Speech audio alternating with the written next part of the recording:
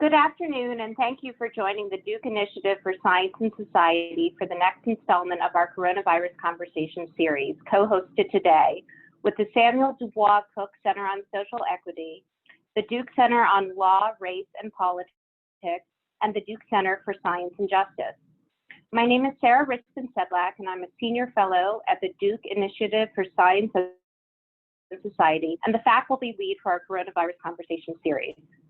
In a moment, I'll introduce the panelists and moderator for today's event, which will examine why the coronavirus epidemic has had such a disparate impact on Black and Brown people and their communities in the United States. But first, just a few housekeeping notes. If you have any questions for our panelists that you did not already submit, please send them to Ben Shepard using the chat function at the bottom of the screen. He will redirect those questions to our moderator, who will try to address as many as possible. Please make sure to keep your video off and your microphone muted throughout the event. And if you happen to lose connection at any point during the event, you can rejoin by clicking on the link in the email you received earlier today. After the event, I invite you to visit the Science and Society website at scienceandsociety.duke.edu to view our past coronavirus conversations and learn about our upcoming coronavirus conversations.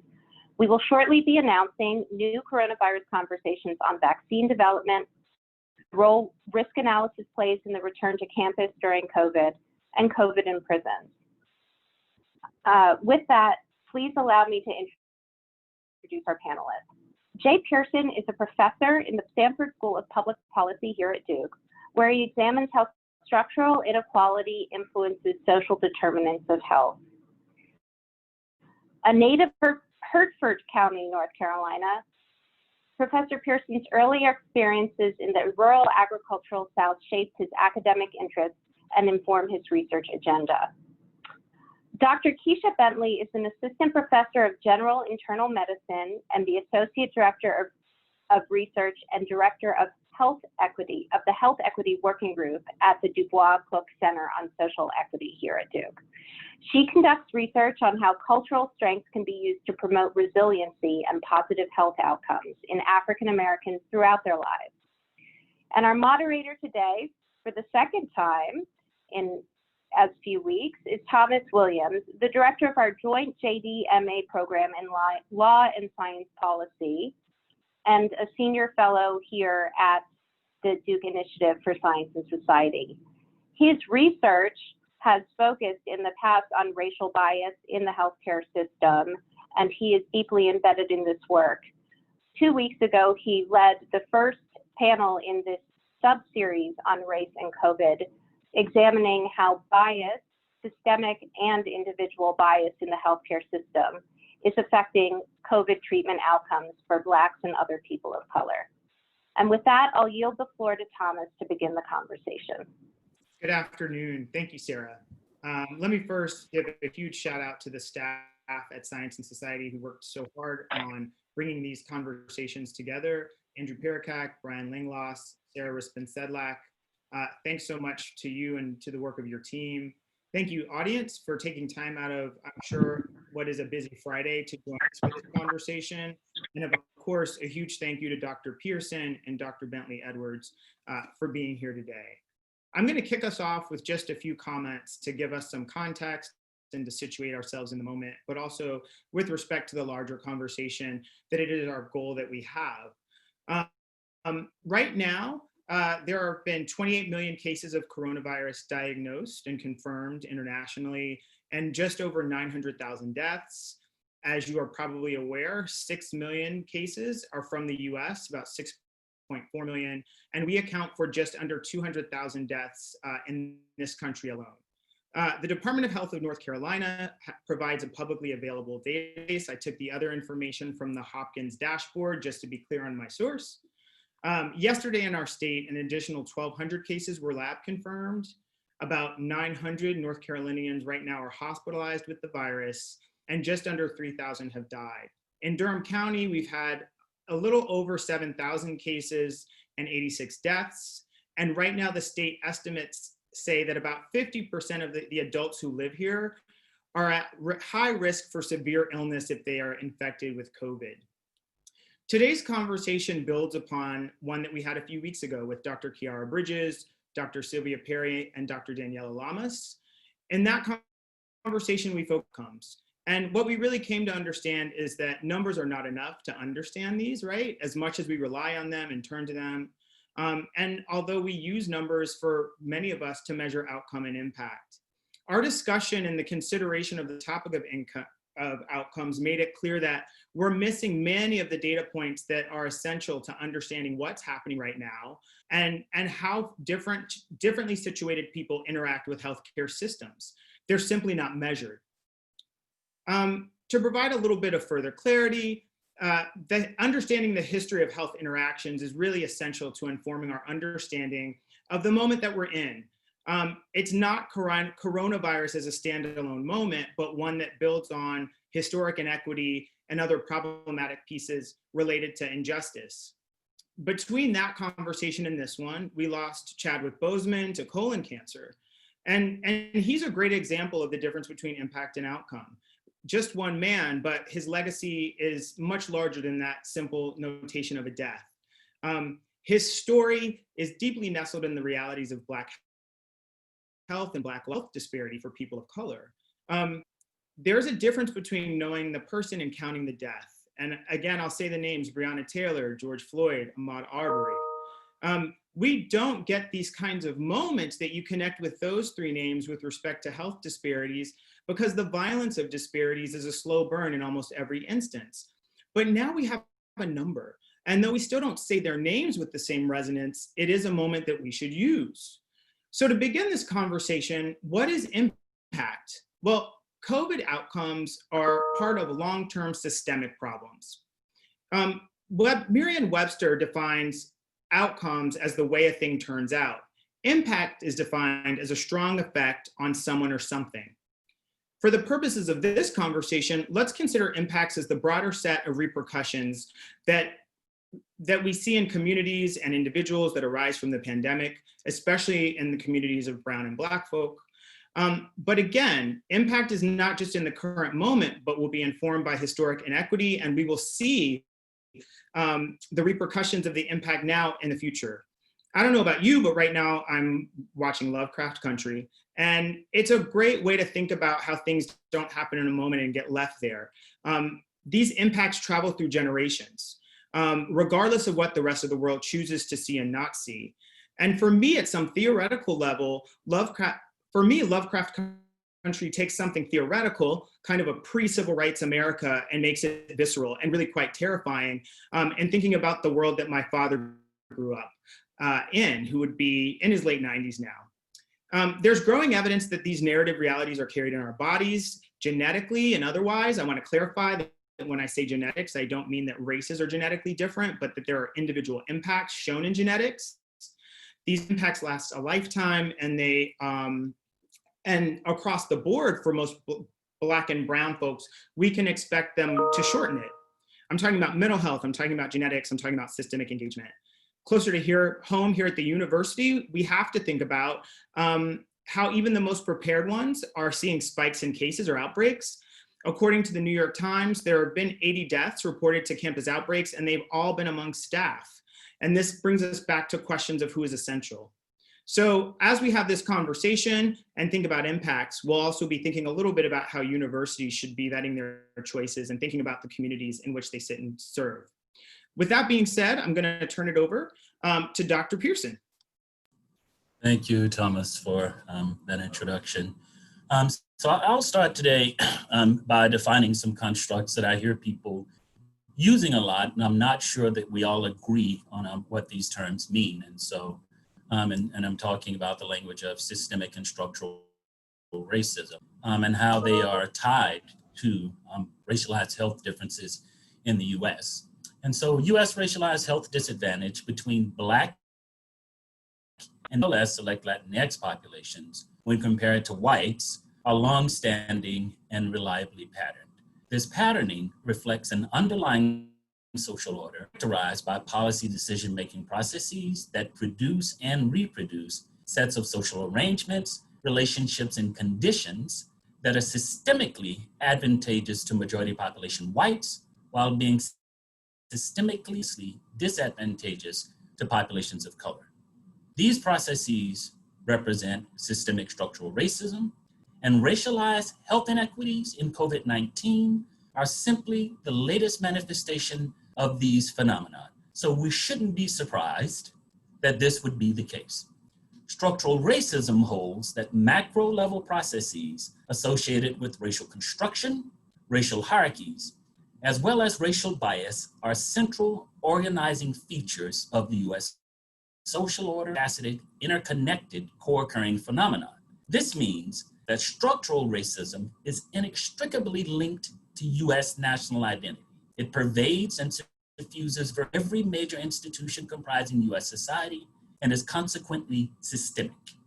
As such, it impacts the lives and experiences of populations of color far beyond individual acts of interpersonal racial discrimination, which unfortunately is what most people think of when they hear the language of racism. Now, because it's linked to US national identity, this is who we are, this is who we've been since the inception of the country, and current animated protest against overt dehumanizing racial injustice in the form of homicide against Black bodies, notwithstanding who we are likely to continue being if we don't see similarly animated policy changes in our political, economic, educational, academic, police, and carceral and legal justice systems. And I could go on ad nauseum in terms of the systems and institutions. Early popular explanations for racialized COVID-19 differences utilized the same sets of proximal risk frameworks utilized to explain other racialized health inequities. These include differences in genetics, individual behaviors, cultural actions, formal education, occupation, income, where people live, rates of insurance coverage, quality of coverage, and medical care provision. With the exception of the genetic of race, which cannot possibly explain racialized health differences, given that racial categorization in the US context is a social, not a biological construct, each of the proposed proximal risk factors are themselves the result of a persistent and pernicious structurally racist society. Finally, many of the comorbidities that have been cited and that are associated with increased risk for COVID-19 and greater negative health impact once COVID-19 is contracted are similarly the result of social and psychological stress and distress from being relegated to inferior positions in a fundamentally racist society and struggling to be seen and valued as a full human in that same society. And I'll stop here. Thank you for those very powerful words and helping us to situate ourselves on a continuum. Next, we'll turn to Dr. Bentley Edwards. Hello, everyone. Before I get started, I hear that Howard University is here. I wanted to say hello to my fellow Bison who are here. We are insufferable and I'm proud of it. So let's think about the impact on African Americans and just race on COVID. And there are a lot of aspects, but one thing I wanted to start off with is thinking about this idea of underlying health conditions, and specifically thinking about comorbidities. And that's something, a catchphrase that you keep hearing, comorbidities. Recently, a report came out that said that roughly 96% of people who had severe health outcomes or who died from COVID had at least one comorbidity. But you have to understand that this gives a false sense of immunity to everyone. But if you don't understand what a comorbidity is, that just means that you have a health condition that exists in addition to COVID. And that these comorbidities can range from having obesity or having asthma to having COPD. So this is a wide range. Just because you have a pre-existing condition does not mean that you are at great risk of dying tomorrow or next week. And so this is something that really has to be understood, is that these folks, many of these people would be alive had it not been for COVID. So once you start from that perspective, it gives you a deeper way of thinking about things, about how everyone is vulnerable. But thinking specifically about African Americans, we know that these underlying conditions of diabetes, hypertension, asthma, that there is a high prevalence for African Americans, for Puerto Ricans, and the Latinx community on these issues. And thinking about, specifically thinking about cardiovascular disease, you have actually very similar prevalence rates of cardiovascular disease across between Black and white individuals in this country. However, Black people are much more likely to die, and much more likely to die at a younger age, particularly if you have a first-time heart-related emergency. This is something that we know how to treat heart attacks, right? We know how to treat these conditions. What is going on in our health system and in our society where Black people are dying more from diseases that we know how to control? And so this is what we have to also look at when it comes to COVID. We know here in North Carolina that at this time, the prevalence rates for African Americans are roughly the same. There's no significant difference between that of Black and white individuals in the prevalence. So basically when they contract COVID, but African Americans are dying at a disproportionate rate. So this is also an indicator that we have to look at these underlying health systems that are at play, is what is happening with Black people, both at the hospital and also what are their underlying health conditions that may or may not be controlled well, that is indicating that they're more vulnerable to death. So that's something I really wanted to get out there. The other thing I wanted to talk about is unemployment. Because in this country, we tie health insurance to employment, we have to really think about what it means for the folks who've lost their jobs. In this country overall, the unemployment rate in January was 3.6%. In April, it was 14.7%. And in August, last month, it was 8.4% overall. Now we know historically, African Americans' unemployment rate is roughly twice the national average. And that was the case in January. With COVID, the numbers did start to close up, only because more white people lost their jobs. But now we're seeing that overall in August, whereas in April, the national unemployment rate was 14.7. For African Americans, it was 16.7. So that's the first time it's been that close in a very long time. But when we look at August, the unemployment rate was 8.4 for the nation and 13%. We're still, when we're talking about Black people, we're still seeing double-digit numbers. And because Black people overwhelmingly live in the South, where states that have been more reluctant to expand Medicaid, this leaves another avenue for vulnerability when it comes to healthcare and access, and questioning whether or not any that gives you pause to go to the doctors, particularly with COVID, particularly if you already have a health condition. So between the fear of contracting it for some other health condition that needs to be addressed, or because you just see, like, I can't afford, my family can't afford for me to be on a ventilator, or I can't afford these medications I see on the news that have skyrocketed in price. Those things have to come into play. And then the last point I wanted to talk about was thinking about the impact on children and families, specifically thinking about this intersection of the overwhelming number of Black and Latinx folks who are essential workers, who sometimes can also be principal workers. So when we think about Black, Latinx, and immigrants and refugees, there are a higher number of folks who fit those categories that are also essential workers who may or may not be able to socially distance at home, particularly if you have a family of multiple generations in the same household, which culturally is a protective factor. It creates more comfort for children and childcare, but it complicates things, especially as we start talking about schools up, where parents have to weigh, do I send my kids to school where they can get access to more resources, school lunch, school psychologist, the school nurse, all these different wraparound services that we have in our schools, and whether or not we also put our families at risk when they come home with whatever they've been exposed to. And then also thinking about weird cases, thinking also about teachers. In the last few weeks, we've had 3 teachers in the US who died from COVID. The big story that I've been seeing is Demetria Bannister in South Carolina, who's 28 years old and passed away from COVID on Monday. So these are the things that we have to think about and understand if we impact that. When we see these numbers, we're talking about people. And for me as a Black person, I'm thinking about my own family a lot of times. And I'll stop there.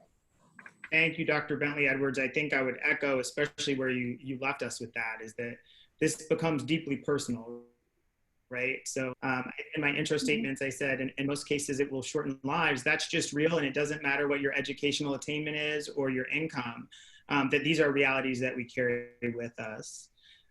You know, one of the moments I think that we're having in this country right now, there are a whole lot of moments. So there's like a lot to digest constantly, but clearly Black Lives Matter has had an incredible impact on conversations about police violence. And I wonder, I said a little bit about it, but I wonder if you can connect and talk to us about the context and the differences and similarities between thinking and talking about health disparities and thinking and talking about police violence and these acts of violence that have, right, just, they're so numerous. I don't want to say one name, though I mentioned a few, because they're just too many. Well, you know, I think that that's a very important point. I think that when the Breonna Taylor and George Floyd and Ahmaud Arbery stories broke, it was at a time when, in April, when the disaggregated numbers started coming up. So we went from Black people are to COVID to, oh no, wait a minute, to no surprise to anybody who knows anything about health, actually Black people are contracting and dying more often. And so that was when this conversation of systemic racism came around. And then what you saw, I know I was talking about, you can't talk about systemic racism without talking about police brutality and the value of Black lives. So as reports were coming about of people saying, look, I went to the hospital to get tested and I was getting turned away. And, you know, my family went to get tested, we were turned away. And then someone in our household passed. It was the same time folks said, you know, this happens when we engage with the police.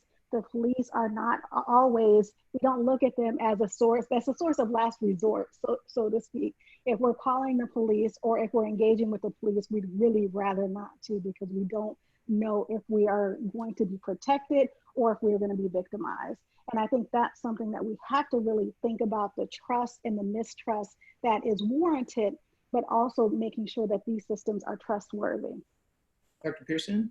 Yeah, so for me, these are slightly different manifestations of the same underlying phenomenon. Number one, to Professor Bentley Edwards' point, the thing that has fascinated me is, you know, during my introduction statements, I said that this notion of structural racism is inextricably linked to U.S. national identity.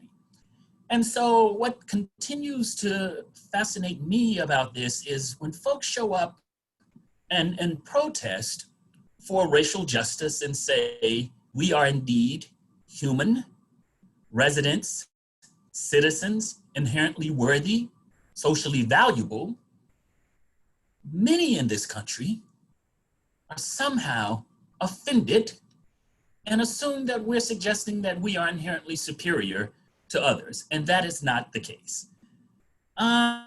So this idea of it being inextricably linked, it is so inextricably linked that efforts to reveal the truth and propose to offset structural and systemic racism are viewed as being anti-American, red, anti-US ethos, ideology, narrative, and rhetoric, right? That's how caught up and tied up in this stuff we are here.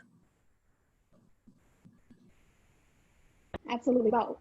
Oftentimes with racism, people only want to focus on the one-on-one contact. So you must have had a bad doctor or you must have had a bad cop, and forget that when we talk about one bad apple, that they actually ruin the whole barrel, right? And so, so you have to think about how the systems support individual racism, cultural racism, how these things interact from each other. You can only have individual racism have such a big impact if the system supports it. So what are the repercussions? So if there aren't any repercussions for shooting a child with a toy gun, then that is supporting the system, supporting these same outcomes. And that's where you have to look at also within health. How does the system support a bad actor within the health system and provides protection and cover for those bad actors? That's also where you have to interrogate the system.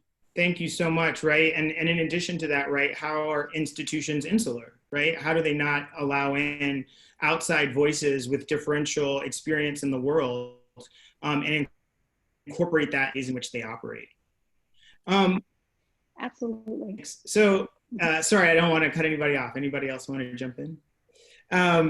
So let's just switch gears a little bit.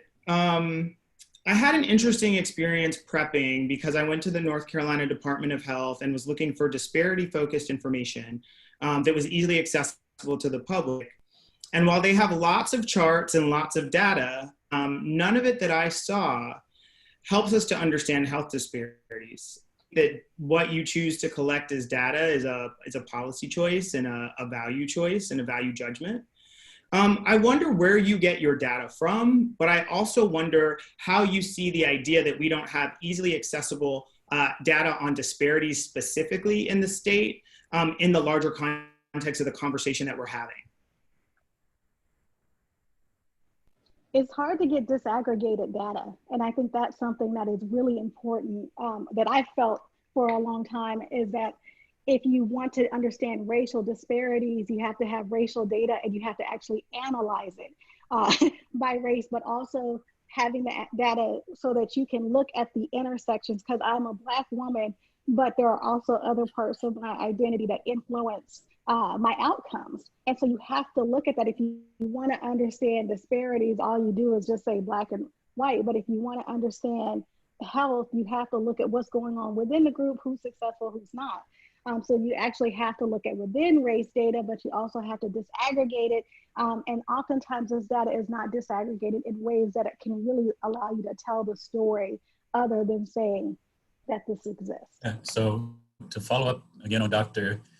Bentley Edwards' excellent point, this notion of disaggregated data and having, being able to view differences in health outcomes by majority versus minority status across multiple dimensions of identity, right? For instance, a lot of the work that I do challenges the notion that conventionally measured socioeconomic indicators, that is formal education, the type of job that people have, their income, and whether or not they accrue wealth over the life course, this assumption that success by conventional standards automatically translates into health just doesn't hold up. You know, the most compelling example for me is Black women in the US, birth outcomes, and the differences that we see by race as you move across the socioeconomic gradient, or investigations even within race among Black women. That is, as Black women get more formal education, their health is not improving. It's actually getting worse in terms of birth outcomes. Now, you know, the underlying mechanism here, stress process, we know that birth outcomes are stress responsive, and perhaps there's something about aspiring to be successful by these conventional standards, engaging the institutions, if the institutions are characterized by negative social bias that cost Black women more in terms of stress, right? And you know, that's a fascinating story, and one that has emerged, but there's a rich history associated with this that I think we can do a better job of telling if we had better data. Thanks so much. And I want to make sure folks know that North Carolina's Department of Health and Human Services does have an Office of Minority Health and Health Disparities. There's a 2018 report, so I was being very specific in terms of speaking about COVID. But for sure, if you can't see things, you can't try to take care of them, though we are getting from media many reports of the clear disparities that are unfolding. I I wonder, Dr. Pearson, if you can talk a little bit about that genetic piece, which I spoke to, Ray, which again, to clarify, I'm not saying that race is this genetic manifestation, but that there are genetic ways that disparities may be caused by, but also that life course seems to create. Yeah. And so in my work, I look at differences in life chances, which has to do with the distribution of socioeconomic resources, which I just experienced, and that is the way that different groups engage the institutions and the degree to which it is confirming or disconfirming. And one of the most consistent findings we have, we use two outcomes. One is allostatic load, a measure of physiological stress response. The second is telomere length, which is a measure of accelerated biological aging versus chronological aging. And my standard line here is that this stuff gets into our bodies and affects our systems even down to the cellular level. And telomere length, telomeres are the protective protein caps on the ends of our chromosomes, and every time a chromosome reproduces, that degrades a little, and so you can literally gauge a person's age by looking at telomere length. Telomeres are also stress responsive, and so you can have two people who are the same chronological age, let's say two women in the United States of America, Black American, white American, both 50.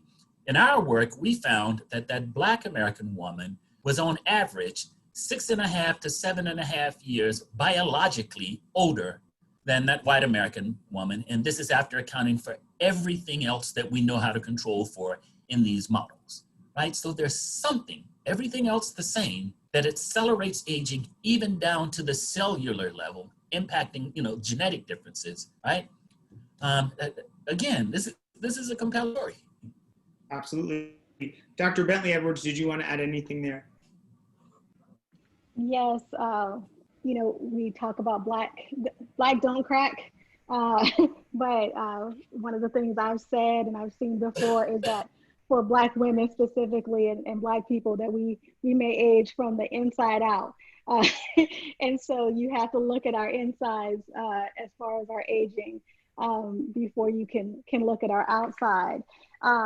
And so I think that's really a key aspect of thinking about these stress responses. And I want to be very clear that we're not saying that African Americans are just choking under pressure.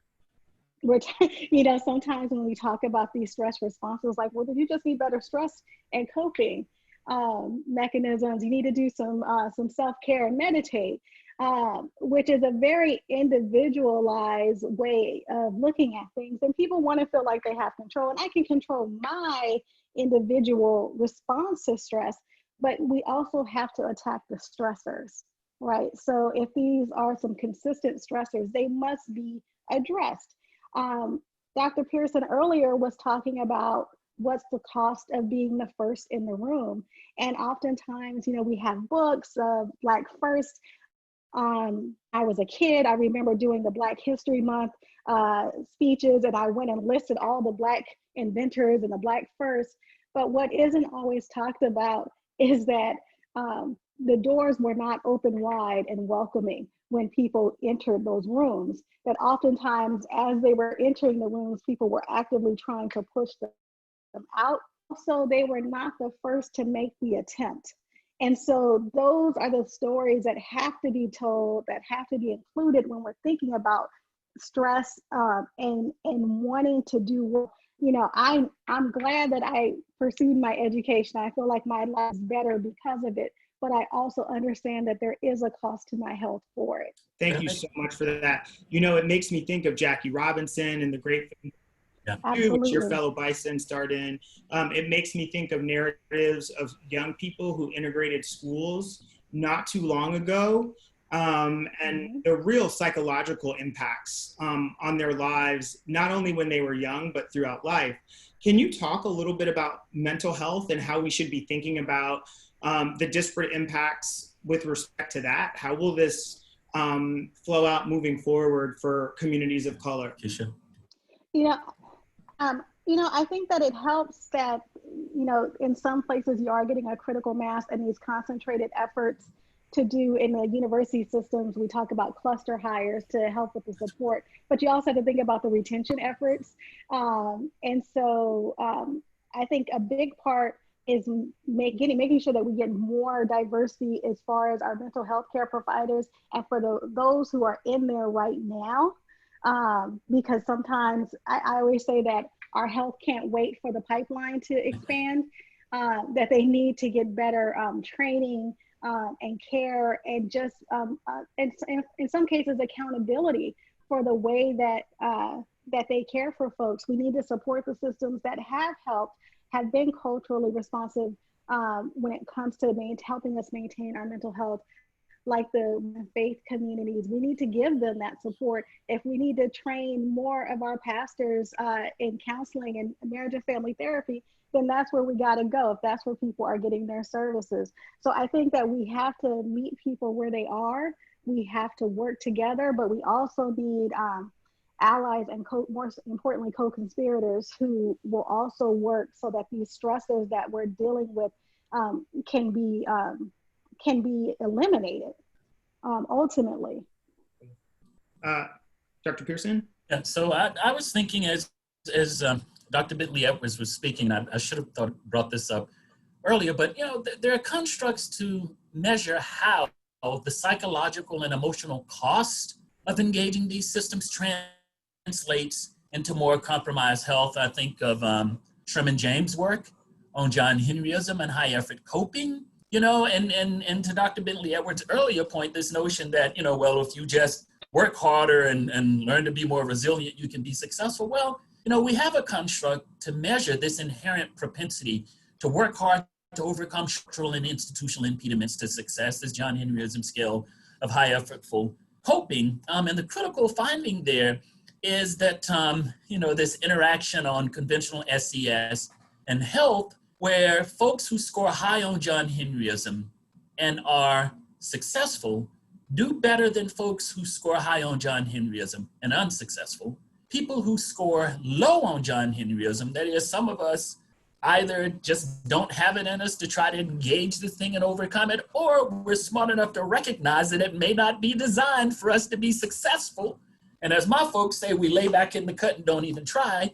The relative difference between success and not success for those folks is much smaller than it is for those folks who score high on John Henryism and try to succeed, right? And so it's a calculated risk in an unjust system.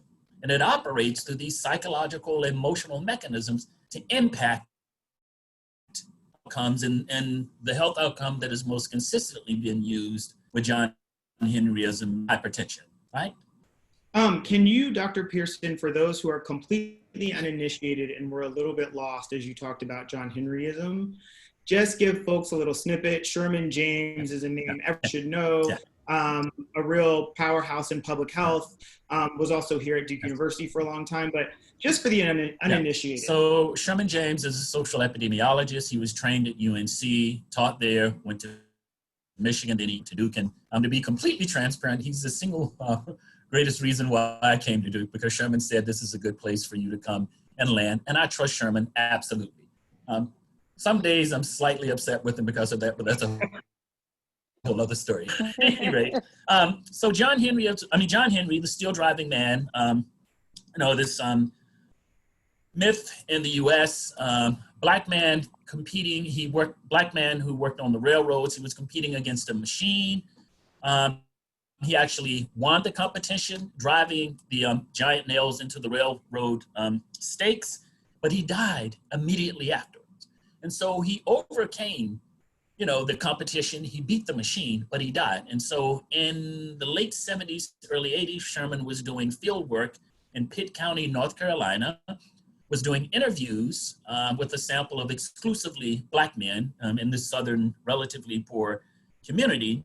Met a gentleman named John Henry Martin, and John Henry Martin related a story to Sherman about how he, over the life course, and I think at the time he was 55 or so, was able to overcome these structural and institutional impediments to success, and was able to send his kids to college, but by age 55 had hypertension, was diabetic, and had a peptic ulcer that was so bad that a third of his stomach had to be taken out.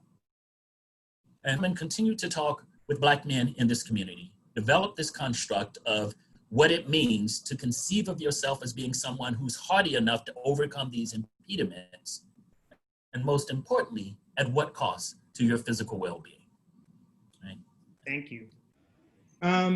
So we have about 15 minutes left. I did get one question that I do think is really interesting and that I think we're all thinking about. Obviously, the president has said that there will be a vaccine available in October.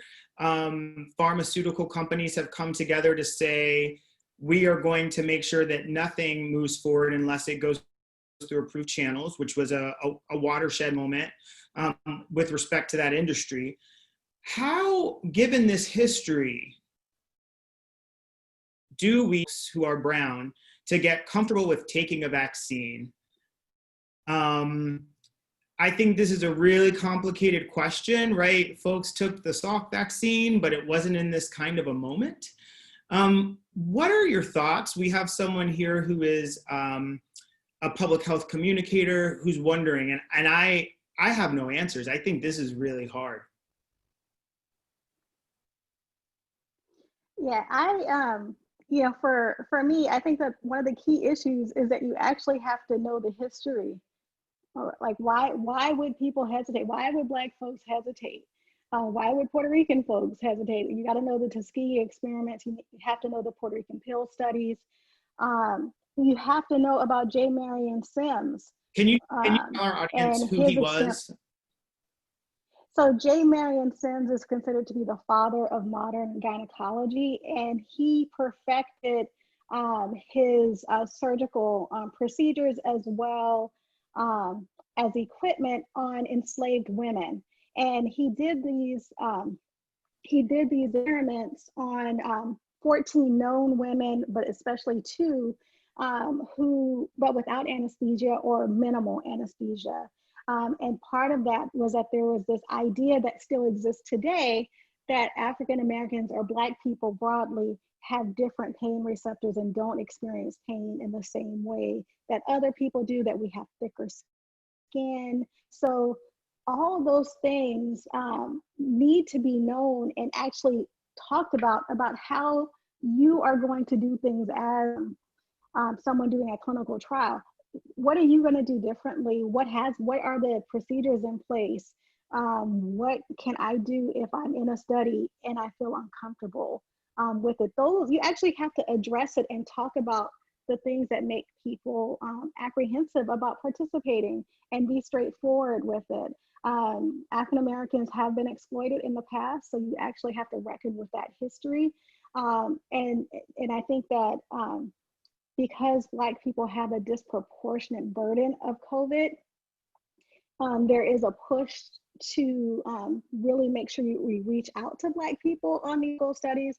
And so you have to find a balance that you want Black people to get access to innovation, but also not have an undue burden of risk in this innovative process as well. So it's a mix, right? So you want people to have access to innovation, but you also want to make sure that people understand what a clinical trial is and that it may not be perfected. And so you're not immune, so to speak. Does it, I love that you bring that up. I think one of the big ones as well, in terms of clinical trials, at least in my mind, is in a system where not everyone has access to what comes out of clinical trials. Mm-hmm. How do you engage folks when there may not be any return, right? How do you take folks with the least, say, let us use you, and then not promise them and their communities access to the thing that you are hoping to create? Yeah, absolutely. That was a big issue when it came to gynecology. So Dr. Pearson was talking about the disparate outcomes for Black women's maternal health outcomes, that Black women were the foundation for these maternal health, but did not reap the benefits of their sacrifices. And so my explanation is 2 sentences, right? That the medical research system has been characterized by racial injustice, and it shouldn't come as a surprise that those who were disproportionately negatively impacted by that, but then disproportionately not allowed to benefit from the gains, would be leery. Or to put it another way, we know that game. And Dr. Bentley, Edwards, you in your action talked about unemployment and Medicaid, and that's all around these access questions. Switching gears a little bit, I do want to get to a last question where we gives folks some hope and some solutions and some ways to be active. But can you talk a little bit about how you're seeing universities in this moment in terms of this concept of impact and the idea that we all need to be thinking more about how we're responsible for each other, right? That public health, by its very nature, requires that we be engaged and thoughtful about how we treat our neighbors and other community members. What's the role of universities? How should they be thinking about this, especially vis-a-vis kind of what their staff looks like and what they're asking of folks? Absolutely. It's for everybody. Yeah. Jay, I'll let you go. So what I will say, so I'll make a single statement. You can look among administrators, faculty, and staff and see a clear color gradation as you move down that social gradient. So if you look at the custodial staff, and then you see disproportionately Black, US and foreign-born, Latina, US and foreign-born, very few US white folks there. And so, you know, the gradient that we see reflected out in broader society is reflected here in the university. Now, in terms of what has happened at the higher levels here at administration, and you know, this rash of programs, and I've spoken at a number of those, I think that is great. It feels good. Maybe it alleviates some guilt on some people's parts associated with their inaction before this current historical moment. That's great, but I want to see some policy change. Dr. Bentley Edwards earlier mentioned cluster hires. I think that that's really important. As the first tenure track assistant professor, to my knowledge, in my school, I can tell you it was lonely here for a few years until some other folks showed up. I had some senior faculty colleagues, but until folks showed up who were roughly at my level, it was lonely. The other thing that I think if we're really serious about is that we need to think in more critically integrative ways about the sets of standards and criteria we use to judge success or failure by in this system. They're not objective. They're biased for some. They're biased against others, most populations of color. And until we take seriously the business of examining those, you know, I think that this is unfortunately feel-good stuff for some people at best. I'll stop there. You know, I think overall, the initial narrative around COVID was we're all in this together. And then the racial disparities came out. It seemed within a few weeks there were protests of people wanting to get their hair washed, and they're done. And I need to see my dentist, which I think please go see your dentist because that is also a part of your physical health.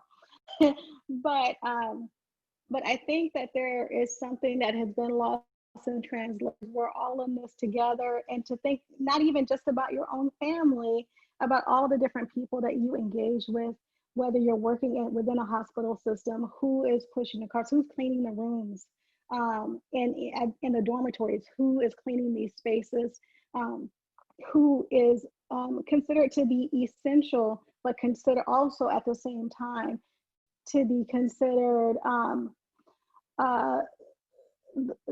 to be part of a labor force that's considered to be low skilled. So the way that we talk about people being low skilled labor also revealed that they were also essential to our everyday functioning. And we have to respect those folks and make sure that as we protect our own families and we protect our students, that these folks are also protected as well. And this is also where I get back to, you know, these folks are my family, both literally and metaphorically. And so those are the things that on the college campuses that we have to make sure that as we're expanding our in-person environments, that we are protecting the folks that are also protecting us. Thank you. I love that you guys got both ends kind of the spectrum, because on one hand, we need kind of diverse folks with diverse lived experience to feed the knowledge, right, that brings these things to the forefront.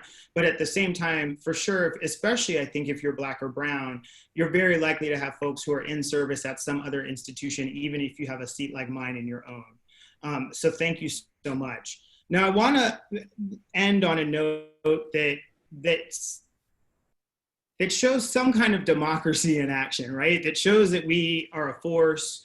We've seen people on the streets thinking about Black Lives Matter. We're hoping everyone goes out to vote in the interests of public health, amongst many other things, and with an eye towards seeking solutions towards health disparities as a policy motivator.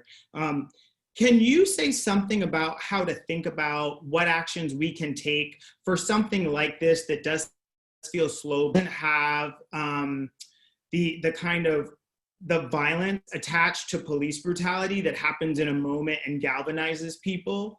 You know, for me, it's like even reaching out to the Department of Health to say, show me some data and to be clear, they've separated out by age demographics, but not by race. And so I think of those little things as saying, like, give me more data, give me the things I need to be informed. But can you say more about what you would tell the audience to do in terms of taking action in this moment?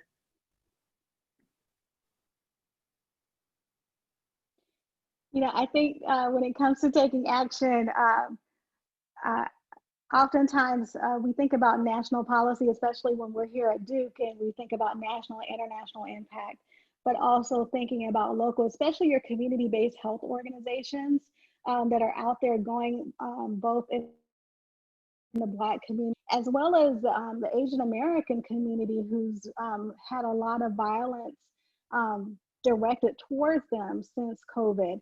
And so looking at those organizations for ways to support financially as well as in kind, those are the organizations that are putting up pop-up COVID testing. So, I mean, it could take several weeks it could take a week before you can go through the CVS or Walgreens to get a COVID testing. And a lot of times those organizations are doing pop-ups every weekend. And so those are the ways that you can support food banks, those things that help folks who may be vulnerable. All of us are vulnerable, but some have more vulnerability. And I'll just pipe up here, and then I'll turn it over to you, Jade, for a last word. Just to say, too, that many of y'all in the audience have power within the institutions in which you sit. And policy is not a solely governmental game. There are many ways in which industry can set standards and push an agenda. And so to think about what your role is in speaking up.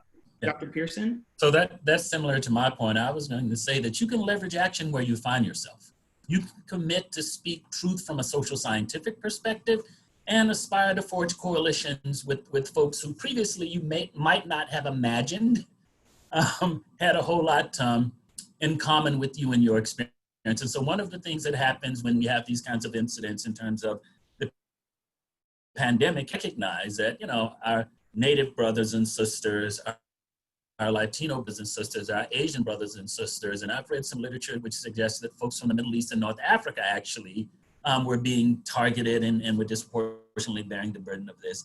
Now's the time to begin to engage meaningful dialogue with folks and form those quote unquote across group or between group partnerships and try to bring to bear collective action. Thanks, Dr. Pearson. Well, we only have an hour. We could talk for many hours. I would also just tell the audience, this is but one health disparity, to not be shocked when you see the next one come down the line, because in so many ways it's built into the structure of things, to your point, Dr. Pearson, to your points, Dr. Bentley Edwards. So any last words? We actually do have 2 minutes. I'd say stay safe, and to Dr. Bentley Edwards' earlier point, for me, you know, it's not just me sitting at Duke, it's me being connected to an immediate family and an extended family who don't have access to the kinds of resources that I have access to. And so my investment in this is really, really, and I was about to say close to home, it's in home, right? I have a brother and a brother-in-law who are truck drivers who are moving around in this world. And right? making life possible, right? Making life possible for those of us. Yeah, other folks. Want to go to the yeah, absolutely. I will say I've been so pleased with many of my Duke students who are really taking this seriously and thinking about the communities in which they sit. I hope they continue to do it. I hope that folks are becoming really aware of the role they play. Say thank you, Dr. Bentley Edwards, Dr. Pearson, for joining us for this hour, for the time you took to prep, and also just another shout out to the team at Science and Society. Thank you so much for joining us, and we look forward to further conversation with you.